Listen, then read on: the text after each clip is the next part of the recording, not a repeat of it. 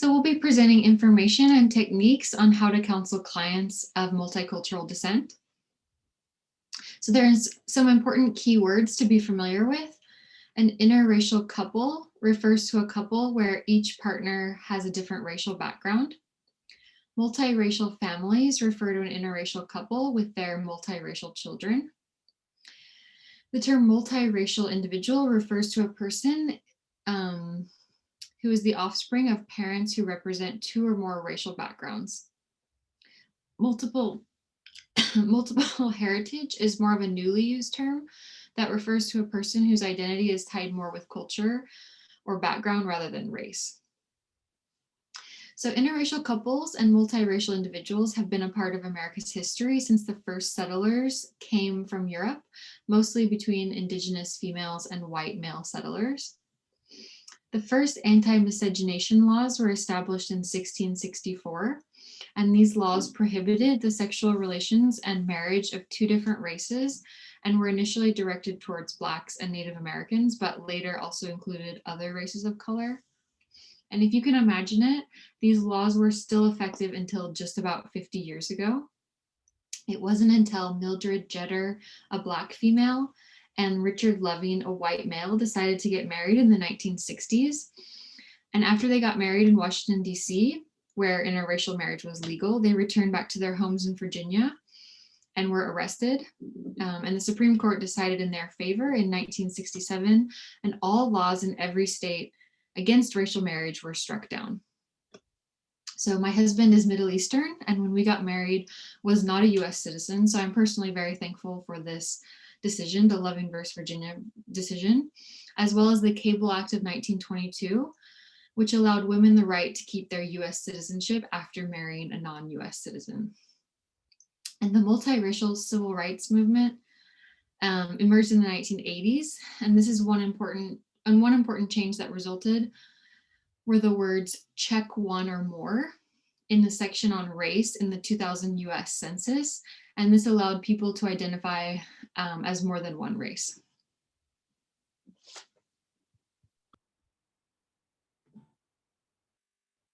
All right, thank you so much for that, Rachel. So now that we know a little bit of history, let's get into some important numbers, important statistics regarding multiracial individuals and interracial couples. Give you a little bit of a sneak peek of how it looks like in the current state. 17%, very important, is the percentage of newlywed couples that are interracial 50 years following the Loving versus Virginia decision of 1967, as she mentioned before. And that's compared to 3 years prior to that case. Very big jump there.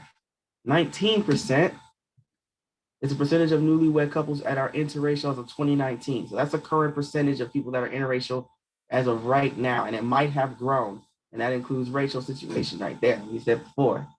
6.9% is the percentage of multiracial individuals in the US as of 2015. So that's the amount of individuals that consider themselves multiracial as of now.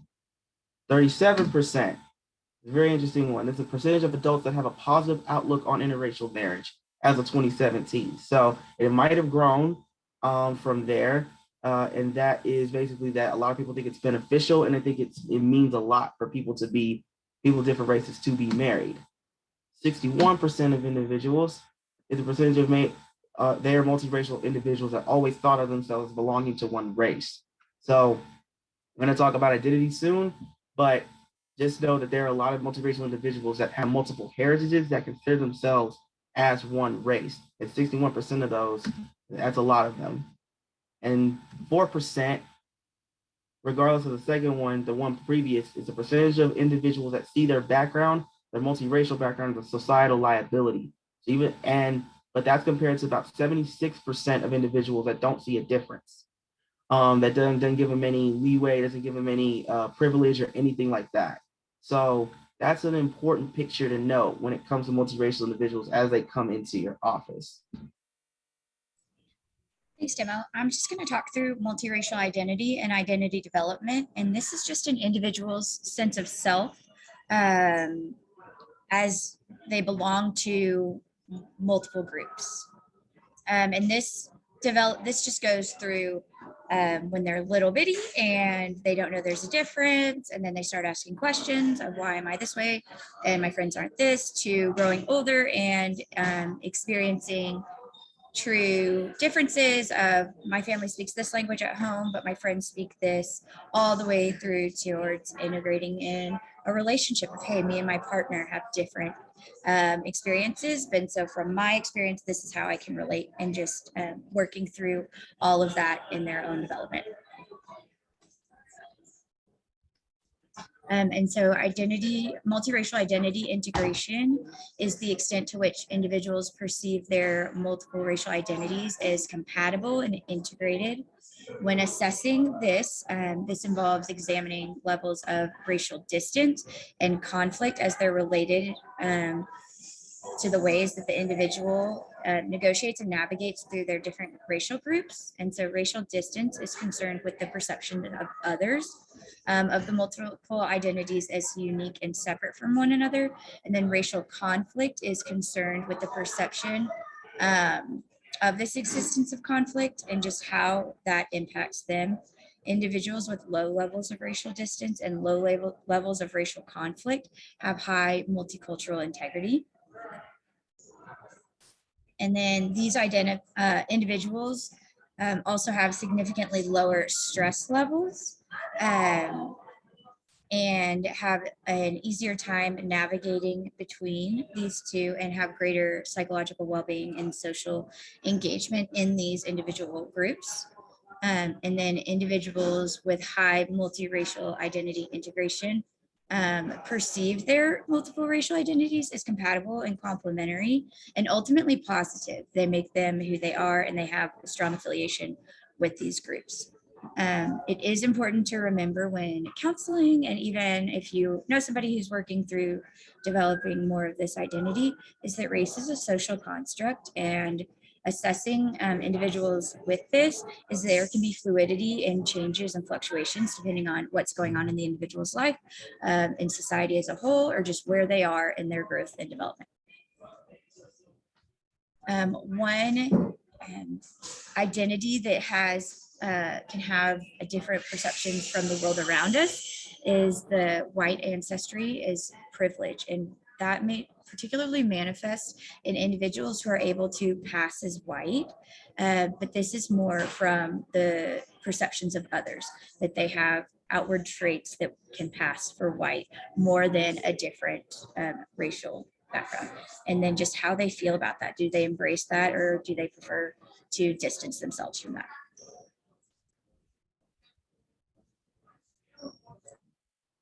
All right, thank you so much for that, Brooke. So now that we learned a lot about the identities that we've seen and we've read about, let's have some practical implications or some practical examples I have. One is one example that talks about some microaggressions that she goes through and how she deals with it. So let's take a look at it. I'm not allowed. I know I'm not allowed. I've done it now. It's too bleeding late. What are they going to do? What's going to happen? Going to shoot me? I doubt it. They have to catch me first. I'm like a whippet.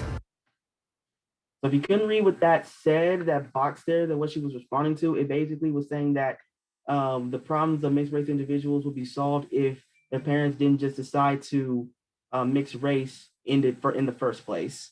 And those are that's a small microcosm of the multiple microaggressions that a lot of multiracial individuals deal with on a daily basis. But it may not even be microaggressions. Sometimes it might just be confusion of where they are, which the second video that I will play will demonstrate. Any other multiracial people on this app have a multiracial imposter syndrome? Like, I'm not Indian enough to be Indian, and I'm not black enough to be black, and I'm not white. I mean, I'm half Sudanese, and I'm also like an immigrant's kid, but like the immigrant experience is weird because my parents are multiracial. So like, and to top it off, you know, I'm married to a man, but I'm pansexual. So like, that's a whole thing. So like, what? Just like the identity crisis that creates. Like, what space is mine? Where do I go? Anybody else? I'm not allowed. Any other? Indeed. where do they go? Where do they fit? So what you just saw was her struggling with having a positive social identity for herself, which roots 5 themes of identity and multiracial people is a big resource in order to figure that out. I know one of them is uniqueness. That's one theme of identity, figuring out that they are unique and that they are different from others. And accepting that is acceptance. That's acceptance part of it. And also identity, becoming the identity that they want to become. That can either be the one they choose for themselves, which is biracial, or monoracial by self-assignment. It can be Black, white, Indian, whatever race they want to choose themselves as. Hypodescent, which is basically deals a lot with multiple heritage and what happens from there. If you're one drop Black or one drop white or one drop Indian, then you're that. Or you can be white with symbolic identity. That's a new one that's developed. The need for positive racial community, though, is huge in establishing this positive self-identity for them. They need to be around individuals that are confident in who they are, no matter what identity they choose themselves to be as. These individuals could also feel like outsiders from one or both aspects of their heritage. I put in parentheses Davy, which is a character from a Netflix show called Never Have I Ever. Although she's not multiracial, she is caught between two worlds, and constantly you do see that tension of having to manage being in an American society, but having to deal with her Indian culture and heritage. And that could be something that multiracial individuals consistently deal with on a daily basis, not just externally, but internally as well. Again, constantly with microaggression, as you saw in the first video. One that wasn't seen in there, that was sort of exclusion/isolation, but that's more so shaming and pathologizing who they are. But exclusion could be something like, oh, well, I know you want to be a part of this program or you want the scholarship, but you're not necessarily white enough, or just simply very light to be African American, very light skinned to be that. So something like that makes them feel different in a negative way. This could develop a gap of understanding between multiracial children and their parents, especially if the parents choose to be monoracial, for example, and the children choose to be biracial, or if there's a difference in the development of an identity between the two. This could be the jumping point for familial racism, which can cause oppression and a lack of self-esteem in most cases for children. So the best way to visualize this is the multiracial individuals are like shoppers in a shop, and they are trying to figure out which social identity they want to purchase, but they know that it comes with different costs, and whether or not they want to take on those costs is a huge thing to deal with. Again, in the last video, she also talked about pansexuality. We didn't even talk about gender and sexuality and how that fits into it. So when you consider all of this, where do they go? Where do they fit? And will it be better or worse for me? That's sort of some of the fears that, certain multiracial individuals have. So let's see how we can counsel these individuals. Thanks for that demo. Yeah, so now we're going to move on, like you said, to what we as counselors need to be thinking about as we counsel multiracial individuals. So we'll start with children. Some effective modes and methods are role playing, journaling, creative writing, and various other art media. Two things that we need to remember when counseling multiracial children is they have a great need to be heard and to be validated. We need to keep those on the forefront of our mind. Their assets, strengths, and abilities all need to be acknowledged. And we also need to be able to assist them in learning about all aspects of their multiple heritage. And then we want to also give them proper coping skills. And so next we have adolescence. You can move on to adolescence. Back one, there we go.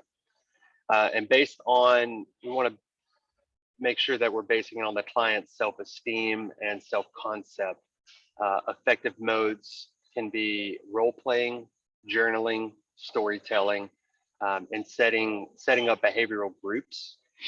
At this stage, groups can be really helpful, and we may even include the support or peer groups. Counselors must develop a trust and to maintain cultural sensitivity at all times with adolescents. And then when we get to the college age, psychoeducational approaches as well as support groups can both be effective. Psychoeducational approaches can be talking about, blog posts or movies or anything, just educating the college student in their and helping them walk through the multiracial, their multiracialness. So, and we want to be an advocate. We want to be an advocate for these college students. We want to be supportive on campus, or we want to be an advocate for supportive campus environments conducive to improving learning experiences for these multiracial students. And then lastly, we have adults. And then adults, it could be helpful to use tools like the Geneogram, an eco map, and consider cultural continuum. These can all be helpful tools. And a genogram is really a tool used to explore your family of origin and to map out that family of origin. An eco map could be equally effective, and it's similar to the Geneogram, except it adds the element of figuring out what are the external influences and experiences that that person may have encountered. And then lastly, cultural continuum. Basically it's figuring out where they sit in respect of being, like, denying who they are, or how they've assimilated to the dominant cultural race, or assimilated to the minority cultural race, or their, just in general, their multiracial identification. And so psychoeducation also can be effective, as with the college student, also with the adult. Be a very effective approach when talking about movies and maybe social media, blogs, anywhere that we can help them find positive images. And then back to number 2, counselors must be sensitive, empathic, and understanding advocates for adults of multiracial individuals.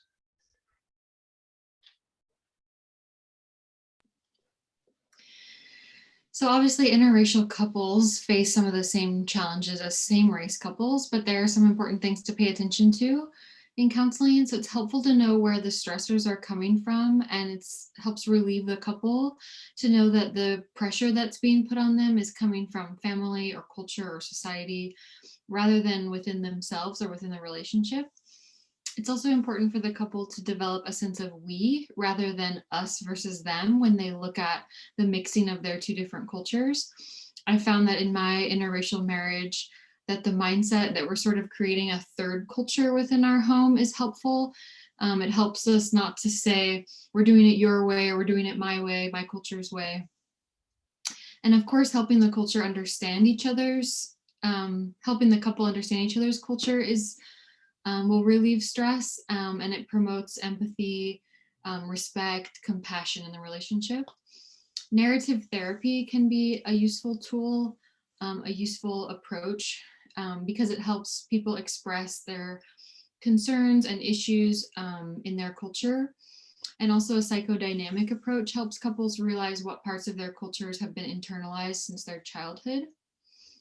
So also in the same way, multiracial families face many of the same problems and issues as same race families, but there are some important points to note.